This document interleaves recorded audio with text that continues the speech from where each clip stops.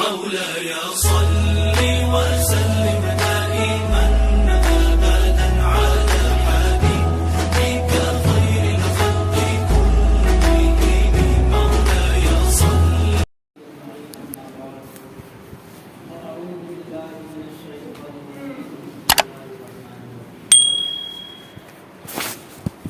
اقرأ باسم ربك الذي خلق خلق الإنسان من علق. صدق الله مولانا العظيم وصدق رسوله النبي الأمين المكين الكريم. ونحن على ذلك لمن الشاهدين والشاكرين والحمد لله رب العالمين. آئیے ہم اور میں مل کر بارگاہ رسالت معاب میں نظرانی درود سلام کی شرع مرحبا آواز سے پڑھی سیدنا و مولانا محمد وعلى آل سیدنا و مولانا محمد وعلى سیدنا صلاۃ السلام علیک یا رسول اللہ صلاۃ السلام علیک یا حبیب اللہ. محترم حضرات، اللہ رب العزت نے پیارے آقا علیہ الصلاۃ والتسلیم کو سارے عالم کا اللہ تبارک و تعالی نے سرکار کائنات صلی اللہ تعالی علیہ وسلم کو افضل الانبیاء قرار دیا ہے. پیارے آقا علیہ الصلاۃ والتسلیم کے امتیوں کو افضل الامت قرار دیا. محترم حضرات، اللہ تبارک و تعالی نے اسی تعلق سے قرآن کریم فرقان حمید میں ارشاد فرمایا، اقرأ باسم ربک الذی خلق خلق الانسان من علق.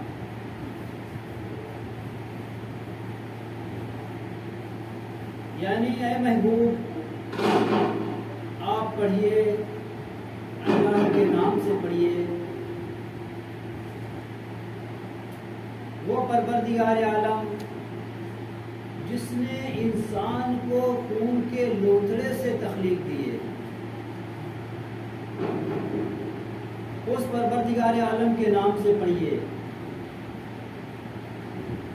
ہمارے آقا علیہ الصلاۃ والتسلیم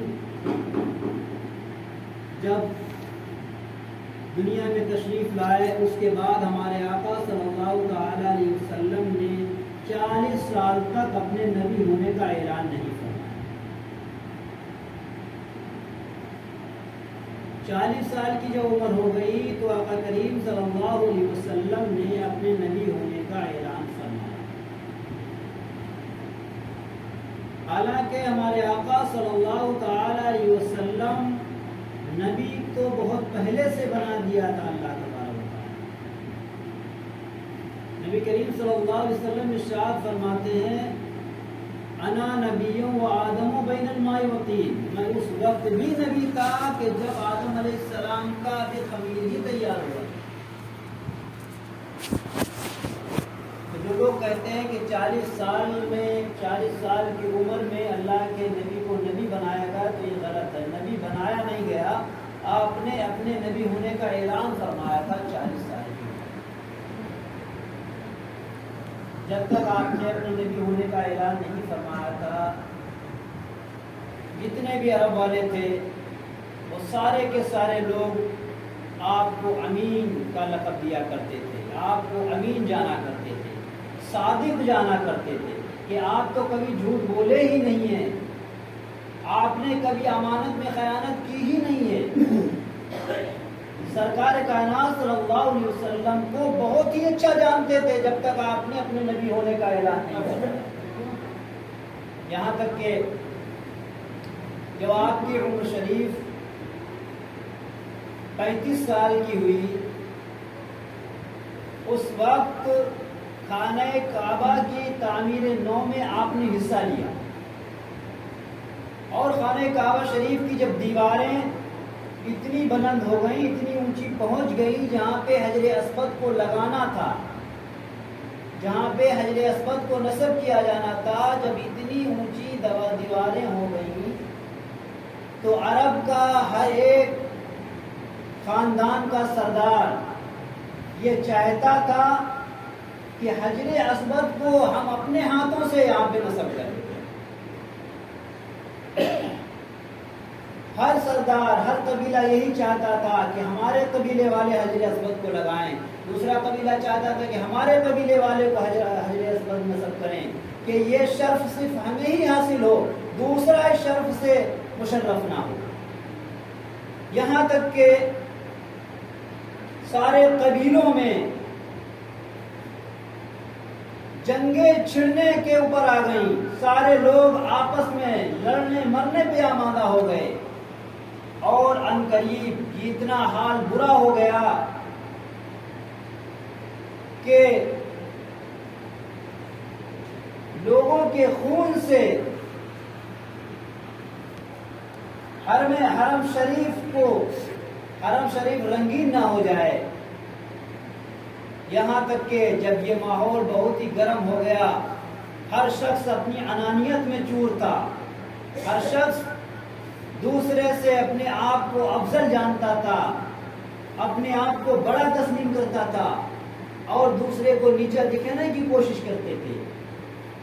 جب ماحول بہت گرم ہو گیا تو کچھ دنوں تک مشیت کے طور پہ خانہ کعبہ کی تعمیر کو بھی روک دیا گیا، اس کام کو کچھ دنوں تک ملتوی کر دیا گیا۔ آخر کار امیہ بن مغیرہ جو بزرگ وہاں کے تھے، بڑے لوگ تھے، انہوں نے یہ مشورہ دیا کہ صبح سورج نکلنے کے بعد سب سے پہلے جو شخص باب شیبہ سے ہو کر کے حرم شریف میں آئے، اسی کو ہم لوگ اپنا ثالث مقرر کر لیں گے، اپنا پنچ مقرر کر لیں گے، اور جو وہ فیصلہ کرے گا ہم انہی کے فیصلے کو مان لیں گے۔ سارے کے سارے لوگوں نے حامی بھری، ٹھیک ہے، ہم اس کے فیصلے پہ راضی ہو جائیں گے۔ جب یہ طے ہو چکا تو دوسرے دن کیا دیکھتے ہیں کہ صبح کے ٹائم سورج نکلنے کے بعد سارے کے سارے لوگ جمع ہو گئے، اور سب کی نظریں جو ہیں وہ باب شیبہ کی طرف لگ گئی کہ کون خوش قسمت آتا ہے جو ہمارا فیصلہ کرے گا۔ سارے کے سارے لوگوں کا دھیان ادھر ہی تھا۔ کیا دیکھتے ہیں کہ آقا نامدار، مدینے کے تاجدار، دونوں عالم کے مالک و مختار جناب احمد مجتبی محمد مصطفیٰ صلی اللہ تعالی علیہ وسلم کے نورانی چہرے کی زیارت ہو جاتی ہے۔ آپ ادھر سے آتے ہیں اور لوگ آپ کو اپنا پنچ مقرر کر لیتے ہیں کہ ارے یہ تو امین آ رہے ہیں، جعل امین، جعل امین، امین آ گئے، امین آ گئے۔ کیونکہ آقا کریم صلی اللہ علیہ وسلم کے اوپر کسی کو اعتراض تھا ہی نہیں اس وقت تک، جب تک آپ نے نبی ہونے کا اعلان نہیں کیا۔ سارے کے سارے لوگوں نے پیارے آقا صلی اللہ علیہ وسلم کو اپنا امین مان لیا، اور کہنے لگے کہ جو آپ فیصلہ کر دیں گے وہی فیصلہ حق ہوگا، اسی پہ ہم سارے کے سارے لوگ عمل کر لیں گے۔ ہمارے آقا صلی اللہ تعالی علیہ وسلم نے فرمایا ٹھیک ہے۔ پیارے آقا صلی اللہ تعالی علیہ وسلم نے اپنی چادر مقدس کو بچھایا، اور اپنے دست مبارک سے اس چادر مقدس کے اوپر حجر اسود کو رکھا، اور سارے قبیلے والوں کے سرداروں سے کہا کہ ہر قبیلے کا سردار آ جائے اور اس چادر کو پکڑ لیا کر کے، تاکہ یہ شرف سبھی کو حاصل ہو جائے۔ ہمارے آقا صلی اللہ علیہ وسلم نے یہ فیصلہ فرمایا تو سارے قبیلے کے سردار آئے اور اس چادر کو پکڑ کر کے حجر اسود کو اٹھایا اور کعبہ شریف میں نصب کر دیا گیا۔ اس طریقے سے ہمارے آقا صلی اللہ تعالی علیہ وسلم کے فیصلے سے جو جنگ، ایک بہت بڑی جنگ چھڑنے والی تھی، جو خونریزی ہونے والی تھی، وہ ایک خونریزی چل گئی۔ تو ہمارے آقا صلی اللہ تعالی علیہ وسلم اپنے اعلان نبوت سے پہلے لوگوں کے بہت چہیتے تھے، مگر جب آپ نے اللہ کے حکم سے اعلان نبوت فرمایا تو اس کے بعد جو ہے لوگ آپ کے دشمن بننے لگے، آپ کے اپنے اور قریبی ہی لوگ دشمن بننے لگے۔ اللہ تعالیٰ کی طرف سے حکم ہوا کہ اے میرے محبوب، آپ دین حق کی تبلیغ فرماؤ، اپنے قریبی رشتہ داروں کو ڈراؤ۔ ہمارے آقا صلی اللہ تعالی علیہ وسلم لوگوں کو دین حق کی تبلیغ فرمانے لگے اور لوگوں کو بتانے لگے کہ اے لوگوں، جس کی تم عبادت کرتے ہو، جو تمہارے معبود ہیں، خود تمہارے ہاتھوں کے تراشے ہوئے جو معبود لیے ہوئے بیٹھے ہو یہ تمہارے معبود نہیں ہیں، تمہارا تو بس وہی ایک معبود ہے جس نے سارے عالم کو وجود بخشا ہے، تمہارا وہی ایک معبود ہے جس نے سارے عالم کو پیدا فرمایا، وہی ایک تمہارا معبود ہے جس کی ایک ایک چیز اسی کی محتاج ہے۔ محترم حضرات، اللہ کے نبی صلی اللہ تعالی علیہ وسلم بہت ہی امانت دار اور صادق الامین تھے۔ وہ ہمارے آقا صلی اللہ علیہ وسلم، ہم خوش قسمت لوگ ہیں کہ پیارے آقا صلی اللہ علیہ وسلم کی امتی ہیں، ورنہ تو جو ہمارے آقا صلی اللہ علیہ وسلم کے بارے میں پچھلے انبیاء کراموں نے سنا تھا تو وہ بھی یہ حسرت رکھتے تھے، یہ تمنا رکھتے تھے، اے پروردگار عالم کاش مجھے بھی اس نبی کا امتی بنا کر کے دنیا میں بھیج دے۔ نبی کے امتی ہونے پہ پہلے انبیاء کرام اپنے آپ کو فخر سمجھتے تھے کہ اے میرے رب کاش ہمیں بھی اسے محبوب کا امتی بنا کر کے بھیج دیتا کہ جس کے امتیوں کی اتنی بڑی فضیلت ہے، جس کے امتیوں کو افضل امت قرار دیا گیا ہے۔ محترم حضرات، وہ ہمارے نبی ہیں، ہم خوش قسمت لوگ ہیں، بہت ہی خوش قسمت ہیں کہ اللہ تعالیٰ نے ہمیں مسلمان بنایا۔ سب سے زیادہ ہمیں یہ فخر کرنا چاہیے اپنے آپ کے اوپر کہ اللہ تعالیٰ نے ہمیں مسلمان بنایا ہے۔ مسلمان ہونے پہ ہر انسان کو فخر ہونا چاہیے۔ پھر دوسری بات ہے کہ اللہ تعالیٰ نے ہمیں پیارے مصطفیٰ صلی اللہ علیہ وسلم کا امتی بنایا ہے، یہ بہت بڑی فخر کی بات ہے۔